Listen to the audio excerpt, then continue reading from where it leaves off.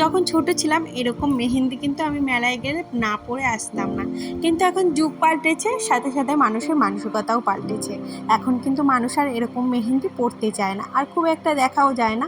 আমাদের বাড়ির সামনে 2-3 দিন ধরে মেলা হচ্ছে, কিন্তু আজকে প্রথমবার এই দাদাটা বসেছে আর কি। আর আমার জায়ের মেয়েও পড়তে চাইলো, তাই আমি একটু ক্যামেরা বন্ধ করে নিলাম। আর কার কার এই ছোটোবেলার স্মৃতির কথা মনে পড়ছে প্লিজ কমেন্ট করে জানিও।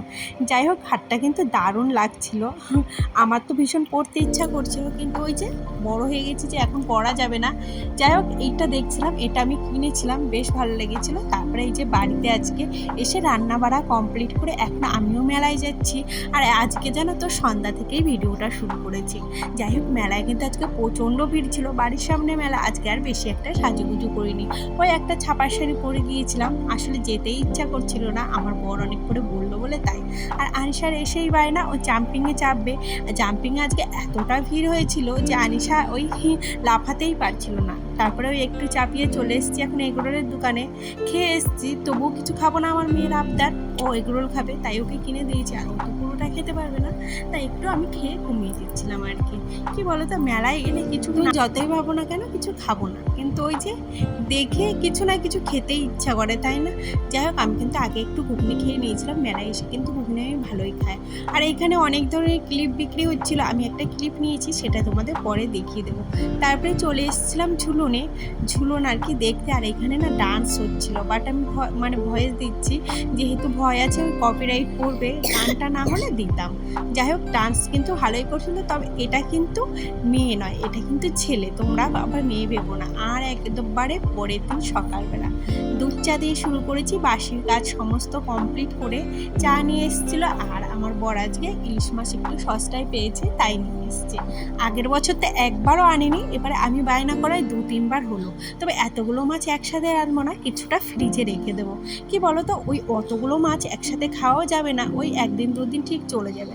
আর মাথাগুলো রেখে দিয়েছি, একদিন কচুর গাছে কিংবা কচুর শাক রান্না করবো। কিন্তু এই দুটো জিনিস ইলিশ মাছের মাথা দিয়ে খেয়ে দেখবে বেশ টেস্ট হয়। আর আজকে যেহেতু মশলা হবে না, মানে ও খেতে চাইছে না, তাই ভাবলাম চলো ইলিশ মাছ দিয়েই আজকে মানে বেগুন দিয়ে রান্না করবো। বেগুন দিয়ে কিন্তু বেশ ভালো লাগে, কালো জিরে দিয়ে। আর হলো ঝিঙে দিয়ে রান্না করবো। আর ওই ঝিঙে ছোলাটা না আমি একটা দিদি ভাইয়ের কাছ থেকেই শিখেছি, বেশ ভালো, জানো তো, তাড়াতাড়িও হয়ে যায় আর বেশি তোমার নষ্টও হয় না। যাই হোক, এইদিকে দেখো, আমি এদিকে কিন্তু চাপিয়ে দিয়ে গেছিলাম তরকারিগুলো, তারপরে কেটেছি। আর আমি না এগুলো বেশ কাঁচাই ঝোলের উপরে ছেড়ে দিই। আর আমার মাছ ভাজাও কমপ্লিট হয়ে গেছে, আজকে আর তোমাদের রান্না করা বেশি একটা দেখালাম। হাফ রান্না করতে করতে আজকে আমি দৌড়ে গেছি স্কুলে। কি বলতো, মেয়ের হঠাৎ নাকি পেটে ব্যথা, তাই ওই মনটা খারাপ হয়ে গেছে, তাই খুব তাড়াতাড়ি করেই টোটো করে যাচ্ছিলাম। মানে টেনশনে পড়ে গেছিলাম, বাট দেখলাম না গিয়ে মোটামুটি ঠিকঠাক আছে, বাট ওর একটু পেটে ব্যথা করছিল। আমি সাথে একটু হোমিওপ্যাথি গ্যাসের ওষুধ নিয়ে গেছিলাম, যেহেতু যদি প্রবলেম হয় ওকে ওইখানে খাইয়ে দিয়ে এসেছিলাম।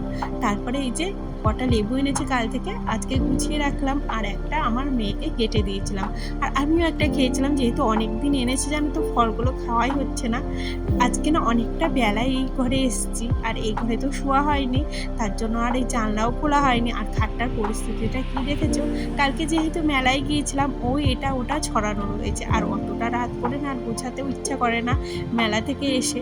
তারপরে বাড়িতে আবার 1-2জন আসে, পাশেই মেলা। যাই হোক, খাটটা মোটামুটি ক্লিন করে নিয়েছি। আর খাটটা ক্লিন হলে কিন্তু বেশ ভালোই লাগে। আগে না আমি এরকম গুটিয়ে রাখতাম না, বাট এখন দেখলাম খাটটা বিছানাটা বেশ টান টান থাকে। সব কাজ তো মোটামুটি কমপ্লিট, বাড়ি এসে ওই বাসনগুলোও মেজে নিয়েছি। আর এখন একটু ঘরটাও মুছে নিচ্ছি। আর আমার না একটা রোগ আছে, যত বেলাই হোক ঘরটা না মুছলে না আমার ভালো লাগে না। যাই হোক, এইদিকে দেখো ঘরটা মোছা হয়ে গেছে। আর তারপরে স্নান করতে যাব, কিছু জামা কাপড় ছিল সেগুলোই কেচে দিয়েছি। তো আজকে ভিডিওটা এখানেই শেষ করলাম। ভালো লাগলে প্লিজ একটা লাইক কমেন্ট শেয়ার করে যেও।